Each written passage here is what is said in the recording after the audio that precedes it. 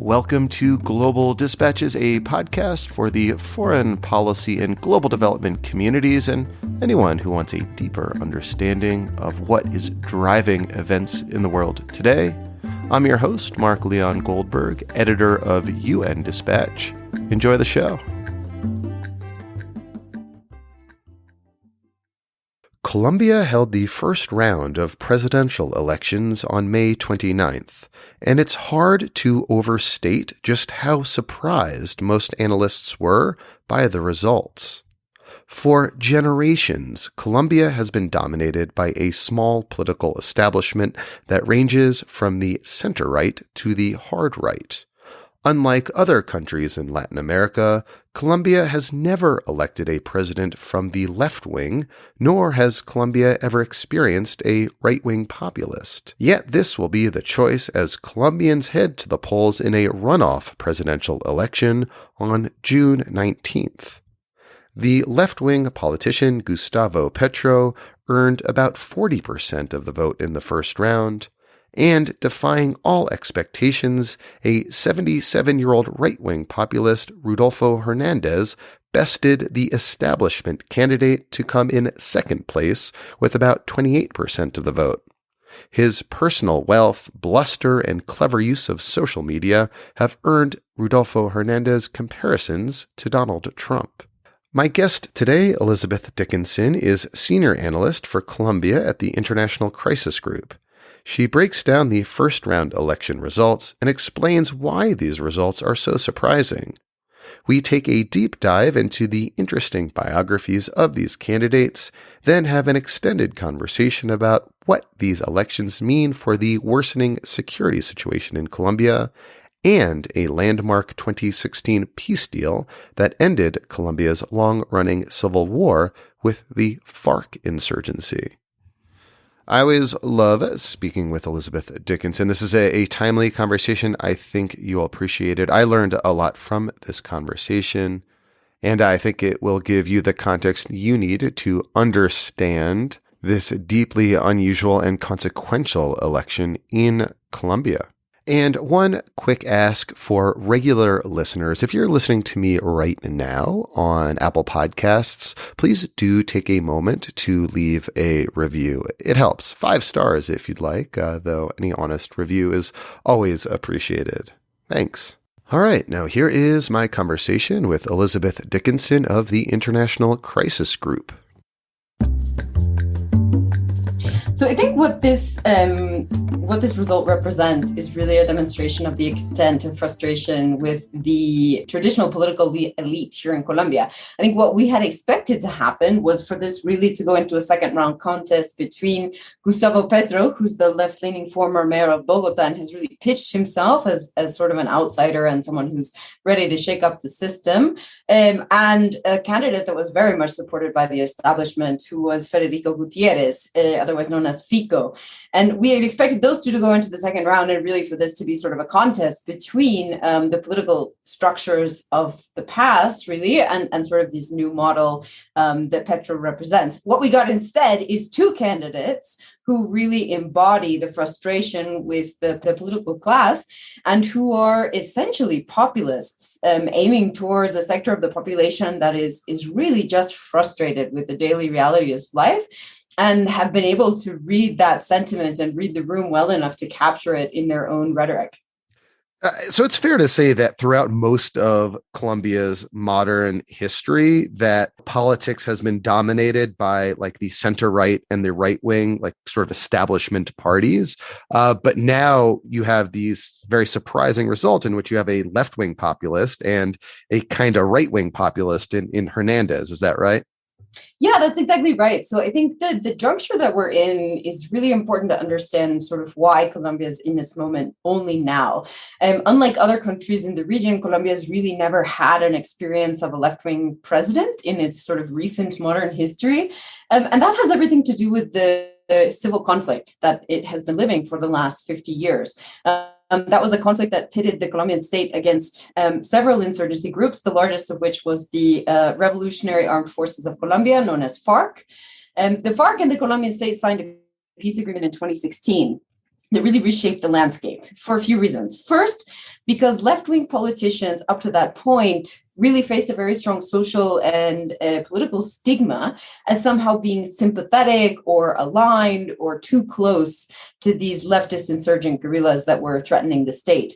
So their possibilities electorally were always just very limited. But even beyond that, I think the sort of the range of issues that were that were sort of okay to talk about in Colombian politics, really revolved around this existential conflict between the state and these insurgent movements. It was really taboo to go into topics like social inequality or frustration with the economic situation, because it was like, wait a minute, we have a more urgent threat, which is this internal civil conflict. And that really facilitated, I think, the perpetuation of a sort of right-leaning status quo that has really existed in Colombia since violence first emerged in the 20th century. And what we've seen since the peace accord, again, is that all of those limitations on politics have sort of evaporated. So now it's okay to talk about these things. Now they boil to the surface very visibly. And now we have a wider range of politicians who are entering the conversation without that cloud of stigma shrouding them. So that status quo has now been seemingly shattered with the first round of the Colombian elections, which saw the left-winger Gustavo Petro and the more right-wing kind of firebrand Rodolfo Hernandez elected. Both have like really interesting biographies, and I'd love to kind of dive deep into each. Can we start with Gustavo Petro? What's his background? So Gustavo Petro has really been sort of a staple of the political left for many decades. So he, as a young student, was part of a urban-based guerrilla movement called M19. And the M19 movement was, again, sort of had a leftist ideology, but was very much based in universities in Colombia, very politically driven. After the M19 demobilized, Petro remained sort of an academic and a thinker and an activist. He was a senator very successfully. He was the mayor of Bogota, a very sort of interesting, tumultuous, but also in some ways successful in terms of what he was trying to accomplish. He certainly expanded, I think, social programs, access to key services in the city, just as he's now promising to do at a national level. But I think, the one of the major obstacles that Petro faces, because he's been a face that's been around for some time, his rhetoric is a bit sort of populist again, which is clearly the mood of the moment. But I think in the sort of, again, the political traditional establishment, he has certainly been flagged as and stigmatized and accused of being someone who will take Colombia toward Venezuela model, who will, drive the economy into the ground, who will expropriate, all things that he denies. But there's certainly this sort of picture around him. He's sort of a larger than life personality. In many ways, frankly, the campaign up to this moment has not been about so much issues, but been about whether you're anti or pro Petro. And presumably being pro Petro means you support like a broadly socialist agenda that is up till now something of an anathema to Colombian politics, right? That's right. And I mean, I think it's really important to remember what's happened in recent years. Again, since the signing of the peace agreement, when all of this space opened to talk about social grievances, last year we had mass protests across all of Colombia that shut down the country for 2-3 months. That was really an expression of the level of frustration that ordinary, citizens of Colombia enjoy. And the levels of inequality and social mobility here are staggering. One of my favorite, because it's the most telling statistic, is from the OECD, which indicates that for a poor family to advance to a median income, so sort of just mid-level, it would take 11 generations in the current economic system.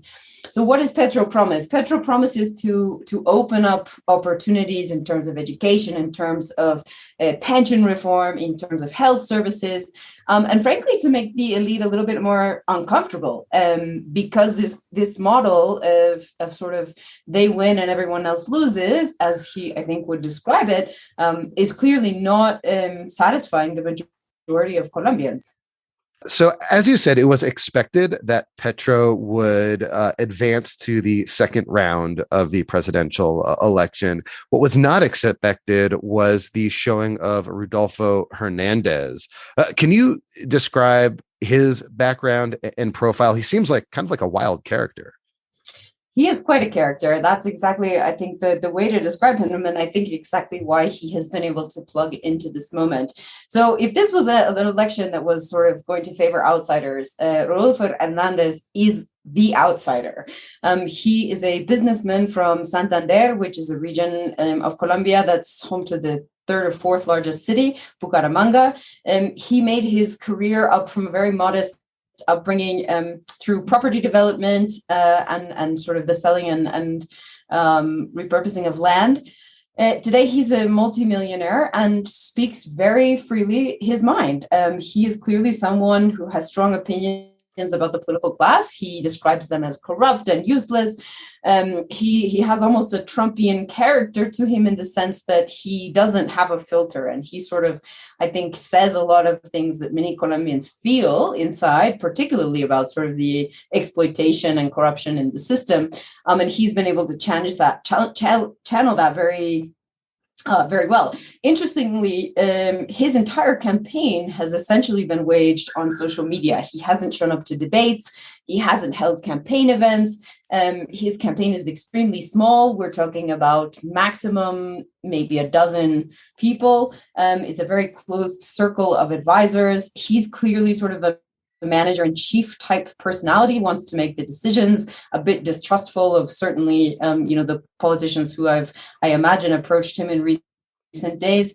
And again, I think what makes this contest now really interesting is that both Petro and Hernandez have a real opinion vote from the disaffected population of the lower class and also the working class. And frankly, because inequality is so stark in Colombia, that could very easily propel either of them to victory, even without sort of the traditional machinations of Colombian politics, which has involved in the past vote buying, very specific organizing of collecting of votes by traditional parties. Those sort of mechanisms are being thrown up into the air with this contest between two people who really, they haven't built themselves necessarily so much on that system. Other than being bombastic and focusing on corruption, does Hernandez have any discernible policy platforms? So we've started to see in recent days, he just released his program and has started to sort of, I think, put a little bit more skin on the bones of, again, his sort of main focus, which is this idea of cracking down on corruption. Some of the things that he promises to do, for example, are to reduce the VAT tax, eliminate it altogether on food, for example. So that certainly is sort of a popular type policy to appeal to the general population. On sort of foreign policy and geopolitical type issues, he wants to legalize marijuana and possibly even other drugs as well, arguing that the current approach has not worked. I mean, he's threatened to close embassies and sell the houses in order to regain revenues and spend them on paying student debt. I mean, his policies are very much along the lines of cleaning house, rooting out sort of these systematic interests that have gone into the system. But again, the sort of specifics, especially on corruption and anti-corruption programs, are very unclear at the moment. What we have, again, is a sort of a lot of dart throwing at the wall to see what sticks. And I think it's going to be interesting to see who populates that campaign in the next 2 weeks to try to really convince voters that there is a program behind all of this. Given that his rhetoric seems to be devoted to cleaning house, as you said, is it surprising or interesting to you that the establishment seems to be rallying behind Hernandez? I saw, for example, that Gutierrez immediately gave his support to Hernandez, and it seems from what I'm reading that most of that kind of conservative right-wing establishment in Colombia politics that has become so entrenched is supporting Hernandez. I think there's two dynamics that we really have to keep in mind here. The first one is something that it's really hard to understand, I think, outside of Colombia, which is just the depth and extent of what we call here petrophobia. So basically this idea that if Petro is able to take power, somehow he's going to completely unravel the entire economic system. He's going to take the country towards, disaster, as Chavez and then Maduro have done, supposedly. And we have to remember that Colombia now is home to several million Venezuelan migrants. So the experience of watching those individuals flee Venezuela, the stories they tell, the extent of their economic deprivation and really poverty, I think is a very powerful model for many Colombians to say, these leftist leaders, I don't know.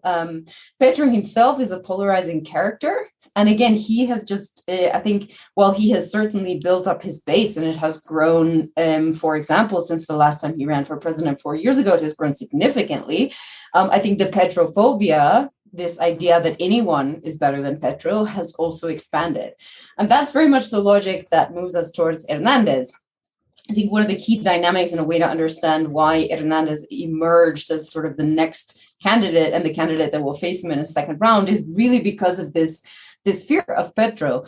And the polling several weeks ago, if for the second round, sort of mapping out like if certain candidates advance, who would win, it showed that the previous establishment candidate, Fico Gutierrez, would not win necessarily against Petro in a second round. Hernandez, however, again, because he has this real opinion vote, he appeals to, frankly, some of the same population that Petro appeals to. He was polling much better.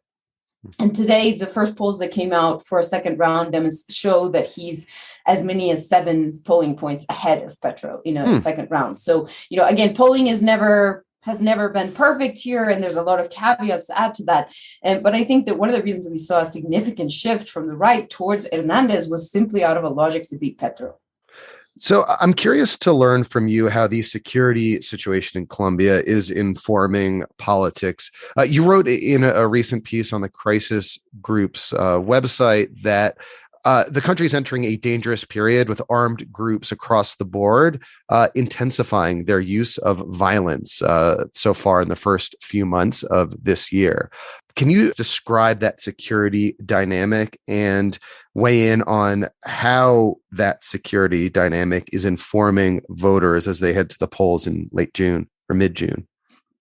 Yeah, absolutely. So just a bit of context. So when the peace agreement was signed in 2016 with the FARC, what it did was remove the largest actor of conflict. But what it didn't do was have a solution for how to sort of fill those gaps and vacuums that were left behind. And unfortunately, what we've seen in the last 4 years is that other armed groups and criminal organizations have been much more adept at filling those spaces than the Colombian state. So, for example, in a rural area that is, where coca is grown or where there's a trafficking route along rivers, it has been much easier for criminal and armed groups to move into those areas than for the military and the social services and institutions of the state.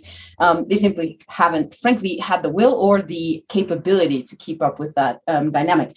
As a result, we really have a conflict that hasn't gone away, but it's simply been reconfigured. We have more actors on the ground. We have more armed groups with more localized interests that are not necessarily driven by ideology as in the past, but more by economic calculations and local concerns about territorial control. In the beginning of, in the first months of this year, we have seen an acceleration of activity from armed groups to consolidate the places they already have control of, to move into new areas, really sort of a brazen attitude, taking advantage of sort of the lack of strategy that has emerged from the government to combat this situation.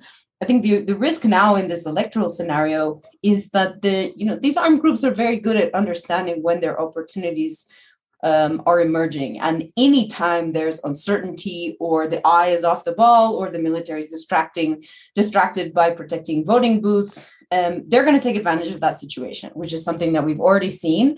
And I think we can expect to see in the coming months. So whoever arrives in office, they'll be inaugurated in August, they're going to face a very urgent situation.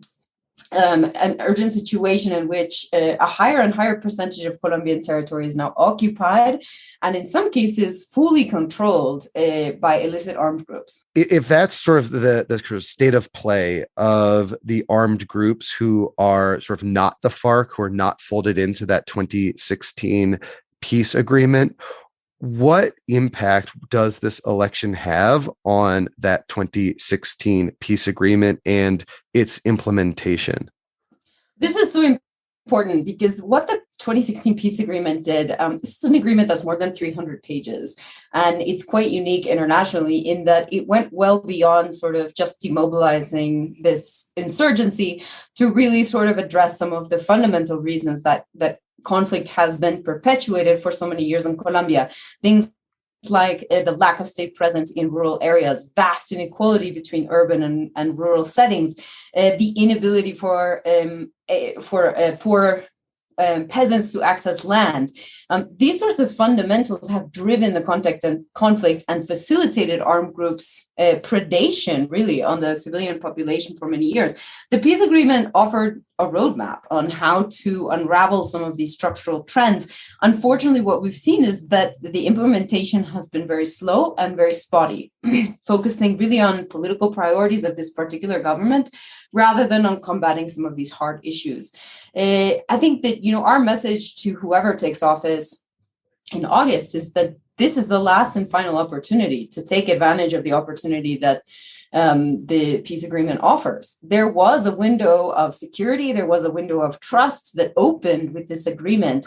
I think a new president will have once again an opportunity of trust to show that they are interested and committed to implementing the agreement. If that window is lost, frankly, I think that the deterioration of the security situation in the countryside and also the lack of trust from communities who live in these areas is really going to make the full implementation of the peace agreement somewhat impossible. And that would really be a tragedy because it would be truly a missed opportunity to shift Colombia's future path away from violent armed conflict in rural areas and towards a more sustainable model. Is it fair to say that, at least in theory, given his history and current politics, that Petro would be perhaps more inclined to want to fulfill the obligations of the 2016 peace agreement than Hernandez? Well, the first data point here we have is there was a referendum on the peace agreement when it was first negotiated and signed in 2016. And the country was quite divided between yes to the peace agreement and no. Petro voted yes and Hernandez voted no. And if you look at the electoral map that emerged from this recent vote, it's quite interesting because the vast majority of regions that voted yes on the peace agreement voted for Petro. And the vast majority of regions that voted no on the peace agreement are with Hernandez. Now, having said that, both candidates have committed on paper, at least, to implementing the agreement. On the Petro side, I think for sure we might expect an invigorated process, for example, rural development, different changes, for example, towards poor coca farmers who are need a way out of that livelihood. I think on Hernandez's side, the details are completely unclear. And I think that this is really a symptom, frankly, more than anything, of the lack of infrastructure that his campaign has, the lack of sort of policy yet on paper. So what we can say about him really is we don't know what he would do on the agreement, which parts he would find interesting to implement and which parts he would probably leave behind. So you mentioned earlier that Hernandez seems to be leading in some early polls, and we're speaking on Wednesday, June 1st, about 2 weeks or so ahead of the elections. In the coming days or weeks, what would you be looking towards that will suggest to you how this election will play out? So I think, if you do the electoral math as it stands from the first round vote, Petro came out with about 40% of the vote with about 9 million. And Hernandez got about 6 million, while his close third place candidate, Fico Gutierrez, got about 5 million. If you just do the electoral math, if we assume that the entire political right that supported Federico Gutierrez goes with Hernandez, Hernandez wins. That's sort of just the sort of basic math that I think people are doing now. However, that is very far from being set in stone. Why? Because there's a huge pool of voters, I would say, that Hernandez and Petro potentially share that is still very much shifting and fluid. More of those voters could go with Petro. More of those voters could go with Hernandez. Petro could work on a sort of getting out the vote type style campaign in rural areas that would, I think, probably favor his election.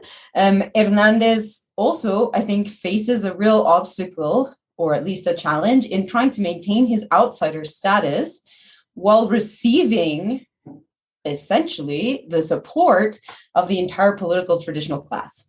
And you know, what he's done so far is saying anyone's welcome, but I'm not working with these people. You know, I don't have anything to do with them. You know, they're corrupt and etc. And sort of assuming that that part of the vote is guaranteed. He may be right. That might be a miscalculation. We just don't know. I think a big calculation here in how this turns out is voter turnout. If you have a lot of people who are, for example, disillusioned with the result, or who don't show up, or if there are security incidents, for example, in the countryside that suppress turnout, this shifts the result dramatically. And again, I just really want to emphasize here that the interesting thing about this vote is that there is a high percentage of voters that are potentially shared between Petro and Hernandez. So we just don't know how it's all going to fall down. Well, Elizabeth, thank you so much for your time. This was great, as always. Thank you so much for having me. It's great to talk with you, Mark.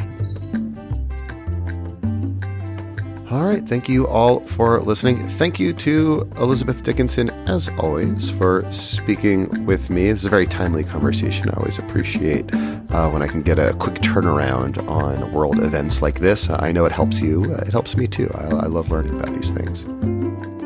And as I mentioned in the introduction of this episode, if you're listening to me right now on Apple Podcasts, please do take a moment to leave a review of the show. It really does help. Thank you. All right, we'll see you next time. Bye.